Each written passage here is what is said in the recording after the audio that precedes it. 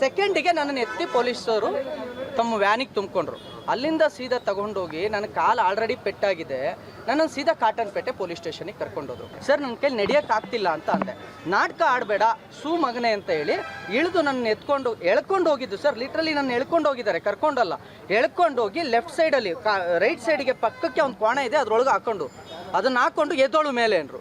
Sir ನನ್ನ ಕಾಲು ಮರಗಟ್ಟಿದೆ, ಮಳೇಲಿ ನೆಂದಿದ್ದೆ, ಕಾಲು ಹಿಡ್ಕೊಳ್ಳುತ್ತಲ್ಲ ಆ ರೀತಿ ಹಿಡ್ಕೊಂಡು ಮರಗಟ್ಟಿದೆ. ಇದು ನನ್ನ ಕಾಲಿಗೆ ಮೊದಲೇ ನರ ಏಟಾಗಿದೆ, ಅದು ಫ್ರ್ಯಾಕ್ಚರ್ ಆಗಿದೆ, ಹಾಗಾಗಿ ನಿಂತ್ಕೊಳ್ಳೋಕೆ ಆಗ್ತಿಲ್ಲ ಸರ್ ಅಂತ ಅಂದೆ. ಈಗ ನನಗೆ ಗೊತ್ತು ಹೆಂಗೆ ಎದುರಿಸೋದು ಅಂತೇಳಿ ಲಾಠಿ ತೊಗೊಂಡು ನನಗೆ 8 ಏಟುಗಳನ್ನು ಹೊಡಿತಾರೆ ಸರ್.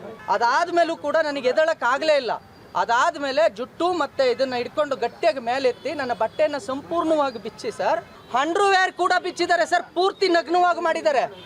30 ನಿಮಿಷಗಳವರೆಗೂ ನಾನು ನಗ್ನವಾಗೇ ಇದ್ದೀನಿ. ಅದಾದಮೇಲೆ ಬಟ್ಟೆ ಹಾಕು ಅಂತ ಹೇಳಿದ್ರು, ನಾನು ಹಾಕ್ಕೊಳ್ಳಲ್ಲ ಸರ್ ಅಂದೆ.